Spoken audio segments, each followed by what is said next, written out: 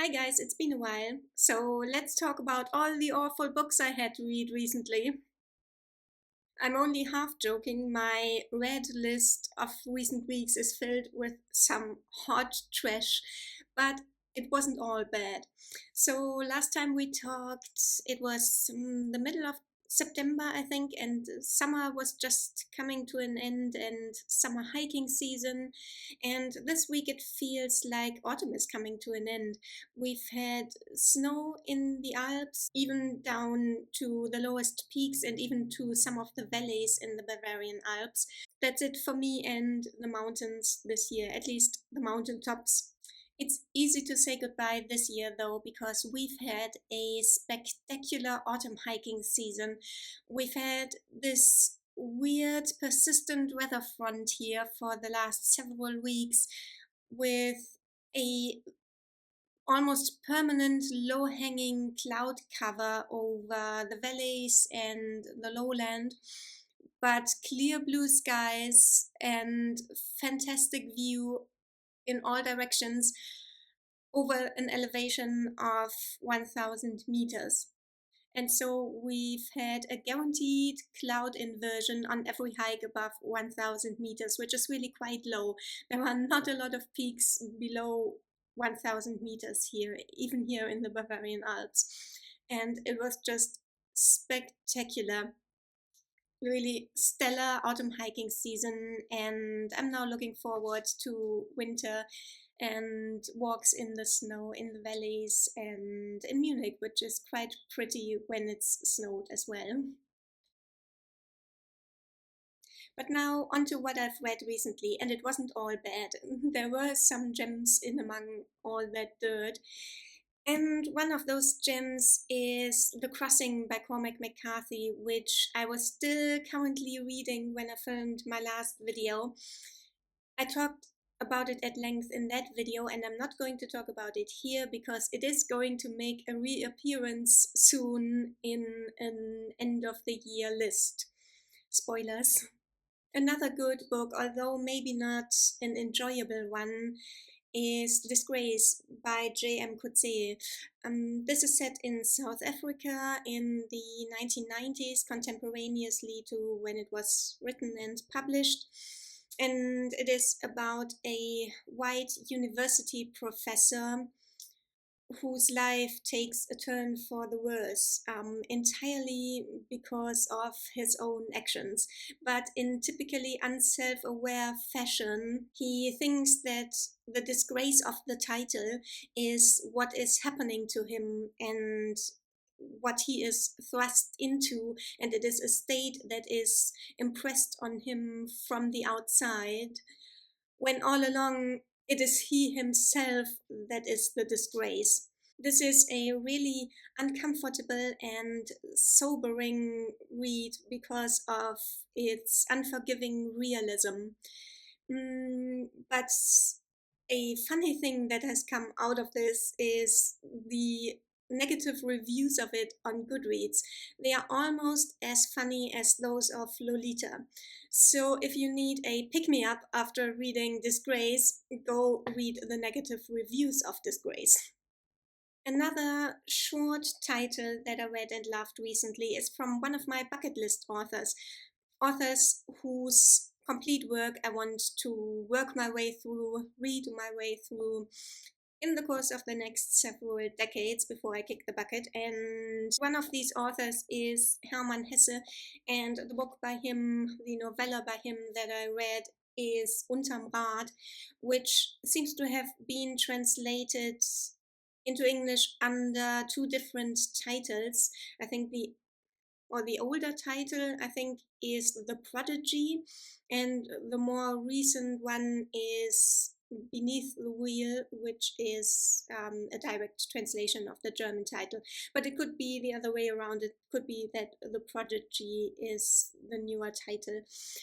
Anyhow, this is vintage Hermann Hesse about the dynamics of growing up and education, growing up in education, going through education, growing up in opposition to education, opposing educations, growing in spite of education or not growing because of education.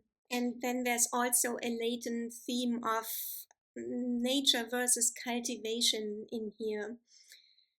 If you've read Hermann Hesse's more famous Demian, you'll recognize a lot of that one's themes in this book. Also, The Grammar School Student, which I read last year, but this one goes in a very different direction. And this one, I have to say, hit pretty close to home for me, and it really made me cry in the end. And as always with Hermann Hesse, when I start reading one of his books, I think, oh, well, this is maybe a bit, I don't know, a bit trite, maybe nothing really new to me. And then towards the end, it takes some turns that you don't expect, and in the end, it turns out to be really unexpectedly touching and unexpectedly deep, even. I found this in a little free library, and before I found it and picked it up, I was actually contemplating throwing Hermann Hesse off my author bucket list. And I'm glad now that I kept him, and this book has cemented his place on the bucket list and has shown that he is deserving of the place on that list. This is him, by the way, Hermann Hesse, really looking really precocious in this picture of, I don't even know how old he might have been there, 10 years, 12 years. Anyhow, yet another novella that I really enjoyed is Clear by Karis Davies, which is a 2024 release. This one is set on a tiny Shetland island, or even an island to the north or northeast of the Shetland Islands, a fictitious island. And it is set in the mid 1800s in the context of the Highland clearances. The novella, tiny as it is, has three protagonists: a priest, his wife, and the sole current inhabitant of the island. The priest is sent by his employer, the landowner, to evict the sole inhabitant of the island from his home and from the island in general to make room for grazing sheep. But contrary to expectations and due to the circumstances of his arrival at the island and the man's house, this doesn't prove to be quite as straightforward a job as he had expected. If I had to name a single central theme for this novella, I would name it radical acceptance. I love the time and the setting and the historical context of this novella. I did think that the rather dramatic developments and turns towards the end of the story almost cheapened it a bit, but all in all, still a lovely little thing. And that's about it for the good reads of recent times. Now on to the bad and the ugly. No, no, not quite all of them. Not all of my disappointments were equally bad. But for this video, I just picked the worst offenders, the ones which are either the biggest disappointments or just the worst.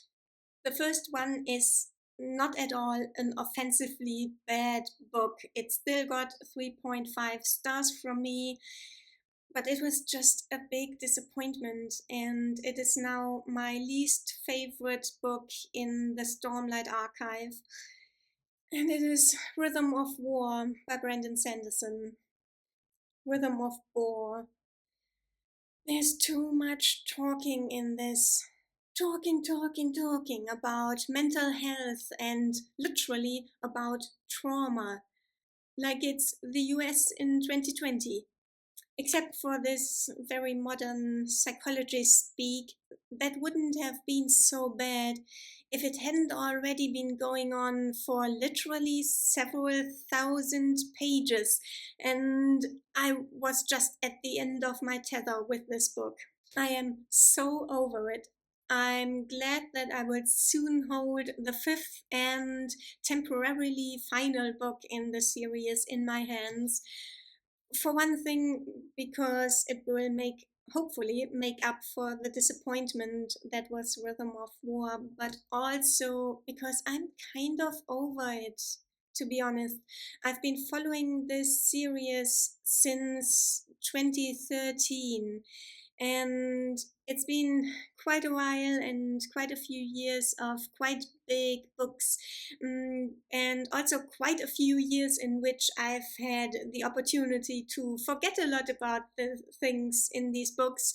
My memory is really quite hazy now on some rather important aspects of the books, and this is making the reading experience considerably less enjoyable than I think it is for the people who read the books recently or reread them recently, which I am not going to do with books that are 1,000 pages long, over 1,000 pages long each. But long story short, I am still quite emotionally invested into the characters, and I'm really excited to see where they will end up at the end of book 5. But yeah, Rhythm of War, my least favorite of the 4 that are out so far. But my next one is actually an offensively bad one. It is Some Desperate Glory by Emily Tesh, author of the really excellent Green Hollow duology. But this one, how this won the Hugo Award, is a complete mystery to me. For one thing, it is YA. And like a lot of YA, in fantasy and sci fi especially, it is simplistic in tone and message and impoverished in style, and it is so artlessly and guilelessly on the nose that it is really offensive to readers of general intelligence. It is basically a tale about space Nazi holdouts locked in a hopeless war against an alien race with whom they could be friends if they didn't deem them inferior to the human race. The protagonist even has a good old Wagnerian Nazi name, and I'm sure the author was very satisfied with herself for coming up with it. Not offensively bad, but bad in a cringe and embarrassing way was another science fiction novel. This one, The Ministry of Time by Kellyanne Bradley. This is an embarrassment through and through. For one, it is not a book, it is a soapbox for a confused adult child with a formless chip on her shoulder who doesn't even know what she wants to say. And second, this is, at the end of the day, self insert real person fan fiction in which the first person narrator has a relationship and several sex scenes with a historically documented member of the Franklin expedition, of whom a photo exists, which is reproduced at the end of the book. Be right back, taking a shower. Yeah, so I wanted a book to vote for against the Ministry of Time in the abomination that is the Goodreads Awards. So I picked up finally my copy of Martyr by Kaveh Akbar and put it down again pretty quickly. It was awful. It seemed to be very clearly written and developed in such a way as to impress the literary scene by hitting on all the right themes in a very literary manner. And the result is a book that feels completely soulless. On to greener pastures and to what I'm reading currently and what I mean to read for the rest of the year. So I took the bad ones to the shop for credit and came home with hopefully some better ones. And I am now reading something that I hope will be my second chance at a book to vote for against the Ministry of Time, this time in the sci-fi category, because if the Ministry of Time wins sci-fi, it will be an insult to sci-fi.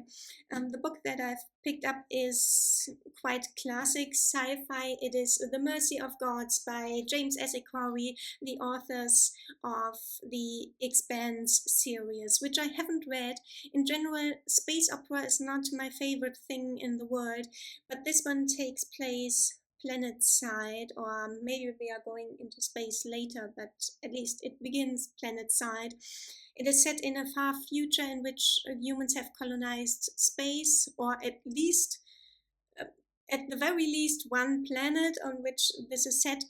And now this is going to be a first contact story, a first contact with an aggressive and hostile alien race.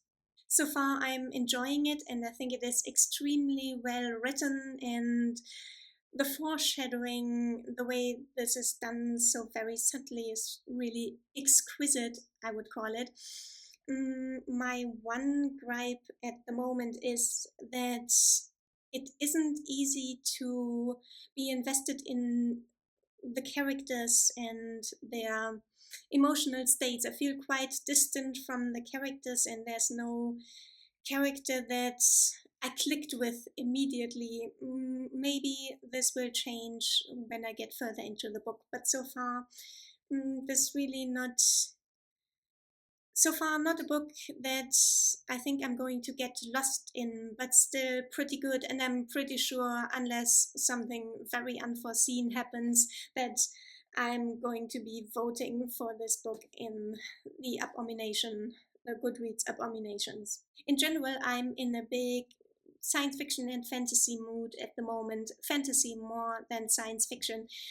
Before I picked up The Mercy of Gods, I originally meant to dive into The House of Always, book 4, in A Chorus of Dragons, which is an excellent series, except for book 2, which is hot trash. But books 1 and 3 have been one of my favorite fantasy I've ever read, and I'm so excited to get back into the world and to be reunited with all my favorite characters from that world. So I will have to hurry up with The Mercy of Gods already, so that I am free to start reading that book. As for fantasy that I mean to read in the near future, maybe before the year is up, but there will, of course, be Wind and Truth by Brandon Sanderson, the fifth Stormlight Archive book, which has, I think, 1,340 pages or thereabouts. So I don't know, that might take me all the rest of the year after when it comes out on St. Nicholas Day. But if it doesn't, so there are a few books that I've put on my priority fantasy list, and they are Blood Song by Anthony Ryan. Anthony Ryan is a very prolific author, but I've only read his novella series so far, or the 6 books in his 7 novella series that are out so far. The series is The Seven Swords, and the first book is called A Pilgrimage of Swords, and that is an excellent epic novella series. And I've been meaning to dive into his longer works as well. And I think my first longer book by him is going to be Blood Song. And then we have a kind of, I don't know, can we call it urban fantasy? I think we can. Is Jade City by Fonda Lee. I wasn't never really interested in this one because the setting, the urban setting, just sounds like something that is not of particular interest to me, a setting that I don't really like, that I don't like to get lost in. But everything I've heard about it has been so consistently great and gushing, and people just seem to love it, and it's one of the most highly rated series or trilogies of recent years. So in the end, I caved and bought a copy with credit that I got from some other books that I took to the shop recently. My next book is another first for me. So I used to be very adamant that I was never going to read self-published fantasy or science fiction because there is so much trash out there, even among the traditionally published works, that I thought it could only be worse. But in recent weeks, my trad publishing experiences have been so bad that I am starting to suspect that it is rather the other way around. There is so much trash among trad publishing that indie publishing can only be better, right?